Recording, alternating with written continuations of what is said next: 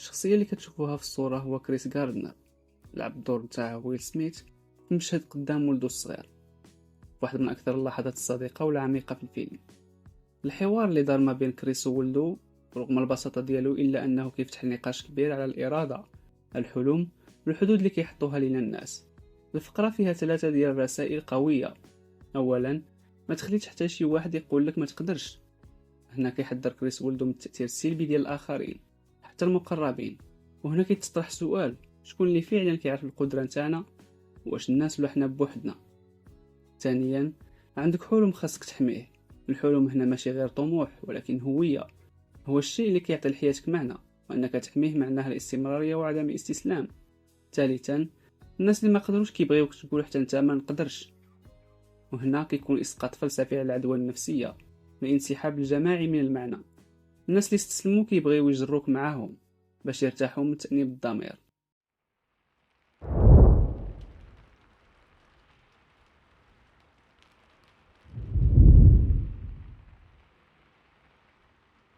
فاش كريس وقف قدام ولدو قال له: صبر شويه، ما تخليش حتى واحد يقول ليك بلي ما تقدرش دير شي حاجه واخا نكون انا.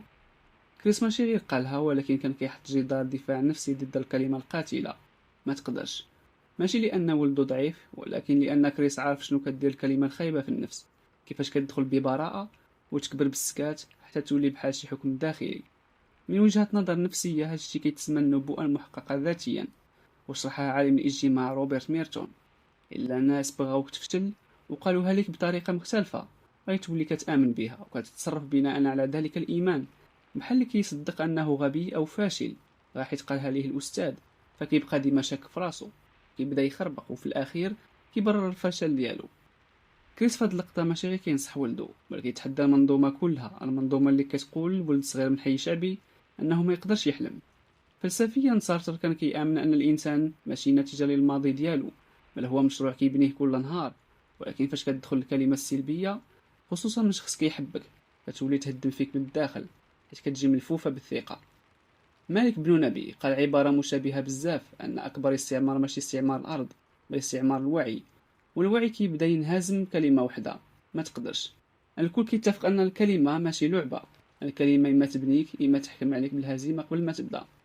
كريس كيعتذر لولدو ماشي على شي حاجه ماديه، ولكن لأنه سمح للكلمة القاتلة تخرج من فمه. وهذا الوعي هو اللي خاص كل واحد فينا يوصل ليه. فكر مزيان شنو هي الكلمة اللي سمعتيها وكان سبب أنك اليوم واقف بلا حركة، وشكون قالها وعلاش صدقتيها. رجع معي لهاد اللحظة المؤثرة: عندك حلم خاصك تحميه. هاد الجملة اللي قالها كريس لولدو ماشي مجرد تشجيع وصافي، بل هي جوهر المعنى اللي كيخلي الإنسان يستمر. فهاد اللحظة كريس ما كيقولش لولدو حلم بحالك بحال الناس، كيقول ليه عندك حلم، عندك شي حاجة خاصة، شي حاجة ديالك ماشي ديالهم، وخاصك تحميه. كلمة عندك حلم كتعني أن كل واحد فينا كيتولد معاه رؤية داخلية، كيمكن تكون مشروع، موهبة، أو حتى مجرد إحساس بأن حياتك خاص يكون فيها معنى. فلسفيا فريدريك نيتشه كان كيامن أن الإنسان خاصو يخلق المعنى ديال حياته، وأن اللي ما عندوش سبب باش يعيش، العيشة غيتولي عليه ثقيلة. نفس الشيء اللي دار كريس، عارف أن الحلم ديال ولدو هو الشيء الوحيد اللي يقدر ينقذه من أنه يغرق في واقع الناس. أما فيكتور فرانكل اللي عاش معاناة ديال معسكرات الاعتقال النازية، فكان كيشوف أن الإنسان يقدر يتحمل أي ألم إلا إذا فقد المعنى، وقال: الإنسان ما كيقلبش على السعادة، بل كيقلب على المعنى، والمعنى هنا هو الحلم. كريس كيعرف هذا الشيء حيت عاش الفشل، الطرد، النعس في الزناقي، لكن اللي خلاه يبقى واقف هو الحلم. فاش كيقول لولدو خاصك تحميه، راه كيعلموا ان الناس ماشي غير كيهاجموك، بل كيهاجموا الحلم اللي كان فيك. والكارثه هي فاش كتخلي ذلك الحلم بدون حارس، فكيجي الاخر ويقول لك راه ما كاين والو وكتصدق. ابن رشد المفكر الاندلسي قال: العقل هو النور، اذا طفى كيولي الانسان غير ضل، والحلم هو واحد من مصادر ذاك النور. الا ما حميتوش تولي ضل الناس، تعيش الحياه اللي هما اللي اختاروها ليك ماشي اللي انت بغيتها. وحتى الغزالي اللي كان كيآمن بالنية كقوة دافعة، كان كيشوف أن كل عمل كيبدا بنية داخلية، وهنا الحلم هو النية العظمى اللي كتقود لاختيارات الإنسان. فاش كريس قال لولدو عندك حلم خاصك تحميه، مش غير كيعترف بوجود الحلم، بل كيعطيه قيمة مقدسة تستحق الدفاع. بحال اللي كيقول ليه هاد الحلم راه ماشي زينة فقط، راه أمانة، وإلا ما حميتيهاش غادي تضيع منك وتولي مجرد ذكرى. كنتي كتمناها. لكن السؤال الكبير هو كيفاش نحميو الحلم ديالنا. الحماية هنا ماشي بالسلاح بل بسلاح نفسي وفكري. كتحمي الحلم ديالك من نظرة الآخرين اللي كيبغيوك تفشل، الخوف من الفشل، الشك في الذات والمقارنة القاتلة مع الآخرين. فاش كريس كيتراجع على الكلمة اللي قالها وكيعتذر لولدو، راه كيعلمو أول درس في الحماية. العدو ديالك ماشي ديما الآخر، مرات كتكون حتى راسك. كيقولوا علماء النفس اختار ناقد هو الناقد الداخلي اللي كيقول لك راه ماشي ديالك، راه انت ما تستاهلش، راك متأخر بزاف. الحماية النفسية كتعني أنك تعرف فاش توقف، وقتاش تسد ودنيك، وقتاش تبقى مؤمن بالحلم حتى إلا بان لك مستحيل. جان جاك روسو كان كيآمن أن الحرية الحقيقية هي فاش كتحمي الإرادة ديالك من التشويش، وقال أكثر الناس اللي عايشين في العبودية هما اللي كيصحاب ليهم أنهم نيشان أحرار. وهنا كنرجعوا للمجتمع، فاش كيبغي يقرر عليك واش تحلم، واش تفشل، واش تبقى في المستوى اللي كيليق بيك. أما المفكر العربي عبد الرحمن الكواكبي كان كيشوف أن الاستبداد ماشي غير الاستبداد السياسي بل اللي كيخترق الروح، وقال فين ما كاين الاستبداد كتموت الروح وكتختنق الإرادة. يعني أنك إلا ما وقفتيش تحمي الحلم ديالك راه غادي يضيع بصمت. فاش كريس كيوصي ولدو بالحماية راه كيدوز ليه التجربة ماشي نصيحة، حيت كريس عاش اللحظة اللي فقد فيها كل شيء إلا الحلم ودافع عليه بحياته. رجع معايا المقطع اللي كريس كيقول فيه الناس اللي ما قدروش كيبغيوك حتى انت تقول ما نقدرش. هذه ماشي مجرد ملاحظة اجتماعية بل هي قضية وجودية. كريس هنا ما كيهدرش على الناس السلبيين بطريقة سطحية، بل كيكشف ديناميكية خفية كاينة في كل وسط. فاش الناس كيخسروا معركتهم مع الحياة كيولي عندهم احتياج داخلي يشوفوا حتى الآخرين كيسقطوا باش يرتاحوا من الإحساس بالفشل. كيعاديوك بالإحباط بلا ما يقصدوا باش يبرروا لنفسهم علاش توقفوا. هادشي كيتسمى في علم النفس بالعدوى الانفعالية، أي كيفاش المشاعر السلبية بحال الخوف، الشك، الفشل كتنتقل بين الناس بحال الفيروس، خصوصا إذا كانت عندك علاقة عاطفية معهم، أب، أخ، صديق أو معلم. كريس فاش قال لولدو أنا ما كنتش خاصني نقول لك هادشي، راه كيعترف بلي أنه كان غادي يعاديه بلا ما يحس، كان غادي نقليه الإحباط ديالو والشكوك ديالو ويوصفيه ضعف ماشي ديال الطفل بل ديالو هو.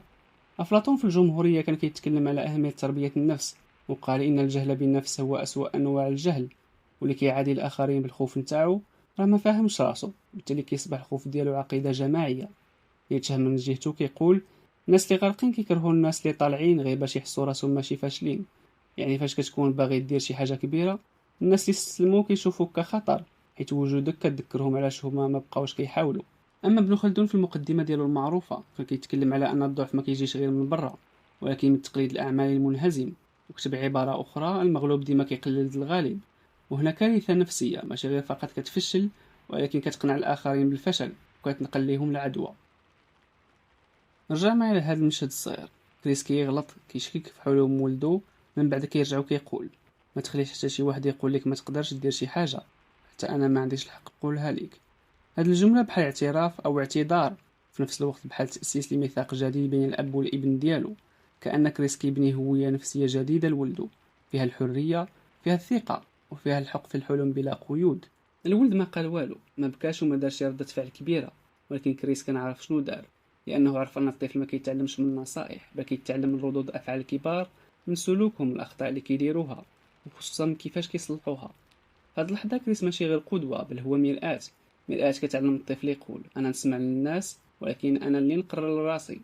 ابن سينا في كتاب رسالة في السياسة كيتكلم على التربية وقال الولد صفحة بيضاء وأي حاجة كتكتب فيها كتبقى تما. وهنا الخطورة، الجملة اللي قلتيها لولدك اليوم تقدر تولي فكرة يعيش بها حياته كاملة.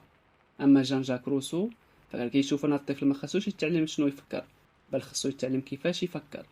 وهذا الشيء اللي دار كريس بالضبط. فاش لاحظ أنه قتل الحلم ديال ولدو بكلمة رجعو هرس ذاك الحكم باش يعطيه الحق في التفكير والحق في الخطأ والحق في الحلم. فلسفيا التربية ماشي تلقين بل هو تحرير. وباولو فيريري المفكر البرازيلي في تربية المحرومين قال التعليم الحقيقي هو تحرير الإنسان من الخوف. وكريس هنا كيحرر ولده من أول خوف، الخوف من نظرة الأب ومن السلطان تاعه ومن حكمه. فاش كريس كيقول لولدو الناس اللي ما قدروش كيبغيوك حتى انت تقول ما نقدرش، راه ماشي فقط كيهضر على الافراد بل على المنظومه الكامله، المدرسه، الحومه، السوق، الدوله وحتى الاعلام. الكل كيتشارك في خلق تصور جماعي كيقول راك عادي بقى في بلاصتك ما تطمحش بزاف. الا رجعنا للقطه، كريس ماشي غير كيتكلم على تجربته الشخصيه، بل كيمرر لولده اول وعي سياسي واجتماعي حقيقي، انه كاينين انظمه كامله مبنيه على قناعه وحده. خليك صغير باش يبقاو الكبار في المقدمه. المجتمع ماشي ديما داعم، كاين اللي غادي يشوف فيك تهديد فقط لانك بديتي تحلم بحال كيف ما حلموش هما، ولا لانك ما قبلتيش المكان اللي داروه ليك الناس، ولا الخدمه اللي حددوها ليك، ولا السقف اللي بناوه فوق راسك وقالوا ليك هنا تسالي. مالك بن نبي سمى هاد الحالة القابلة للاستضعاف، فاش كتخلي المجتمع يديرك في واحد القالب وكتصدق وكتعيش الدور بلا مقاومة. فوكو الفيلسوف الفرنسي كان كيتكلم على حاجة سماها السلطة الناعمة، وقال أكثر الأنظمة استبدادا هي اللي كتخليك تعتقد أنك حر وأنت محاصر بالكامل. بحال النظام اللي كيقول لك حلم ولكن غير بشوية، حلم ولكن ما تطيرش، حلم ولكن بلا ما تحشمنا.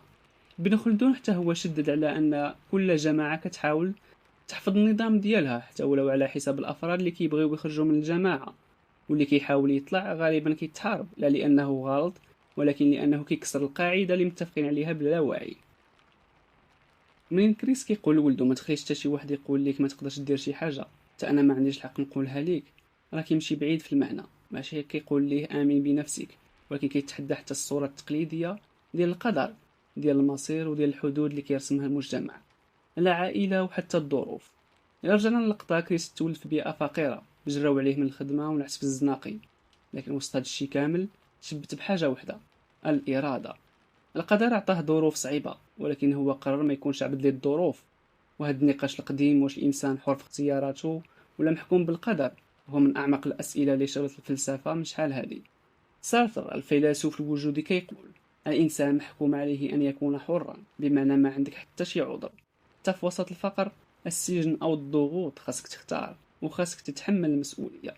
لكن بالمقابل ابن تيمية مثلا كيتكلم من منطلق إيماني وكيقول ما شاء الله كان وما لم يشاء لم يكن. وهذا الموقف كيشير لفكرة القدر، وأن الإرادة ديال الإنسان مرتبطة بمشيئة أكبر. فين غادي نمشيو وسط هذا التناقض كامل؟ فوكو كيعطي رؤية ثالثة: الحرية ليست ما نمارسه بل هي ما ننتزعه. يعني أنك كتعيش في وسط قيود، ولكن حتى وسط ذلك الوسط كتقدر تخلق المساحة ديالك، وهذه المساحة الصغيرة اللي فيها الإرادة هي اللي كتحول الواقع. في المشهد ديال كريس ماشي القدر هو اللي انتصر، ولكن الإرادة اللي بقات حية وما استسلمش لليأس. وفي الفكر الإسلامي ابن عاشور كيقول أن الإنسان مكلف بالإرادة والعمل، وأن القدر ماشي عذر باش يتنازل، ولكن حكمة إلهية باش يتوكل ويمشي. فاش كريس كيقول لولدو عندك حلم خاصك تحميه، هو ما كيهدرش على الحلم بوحدو، ولكن كيهدر ضمنيا على الوقود اللي كيخلي الحلم حي، وهو الأمل. جا في اللقطة أن كريس ماشي فقط كيربي ولدو، كريس كيعطيه الشيء الوحيد اللي بقى ليه في حياته، وهو الأمل. ما عندوش فلوس وما عندوش الدار وما عندوش حتى الدعم، ولكن كيعطيه جملة بسيطة ولكن قوية في نفس الوقت: تخليش حد يقول لك ما تقدرش. وهاد الجملة ما تقدرش تخرج من فم إنسان منهار، هاد الجملة كتخرج فقط من إنسان باقي فيه الأمل حتى في وسط الانهيار. فيكتور فرانكل الطبيب النفساني اللي نجا من المعسكرات النازية قال الإنسان يمكنه أن يتحمل أي كيف إذا كان عنده لماذا، واللماذا هنا هو الحلم، والأمل هو اللي كيبقى يقول ليك راه ممكن حتى ولو كانت الظلمة. باولو فيريري في تربية المقهورين كتب الأمل فعل وليس انتظار. يعني ماشي تبقى تقنط وتقول أنا مؤمن، لا، خاصك تقوم تحاول وتبني. وهذا الشيء اللي دار كريس، حول الأمل من فكرة إلى مقاومة. في فكر ابن القيم كيتكلم على الأمل كجزء من الإيمان، وقال لا يقنط من رحمة الله إلا القانطون، وأهل الرجاء هم أهل العمل. بمعنى اللي عنده أمل ماشي هو اللي كيحلم، ولكن اللي كيمشي كل نهار وهو هاز الحلم ديالو فوق كتافو. نيتشه اللي كان معروف بالتشاؤم كتب واحد الجملة مغايرة تماما: الأمل هو أسوأ الشرور لأنه يطيل عذاب الإنسان. وكان حتى في هاد التشاؤم كاينة إشارة: الأمل صعب مؤلم، حيت خاصك تبقى واقف وسط الانهيار وتقول ما سالاش كلشي. رسالة للمشاهد: راه الأمل ماشي ترف، ماشي حالة رومانسية في الكتب التنمية الذاتية. الأمل هو واحد السلاح فاش كتكون محاصر ومرفوض وبلا سند وبلا موارد وباغي تنهار. الأمل هو اللي كيقول لك ماشي دابا، مازال الوقت. خلي كريس يكون تذكير، ماشي الراجل اللي كان ناجح، ولكن الراجل اللي ما خلاش الامل يموت رغم انه كان كيبات في الزناقي وولدو ناعس حضن.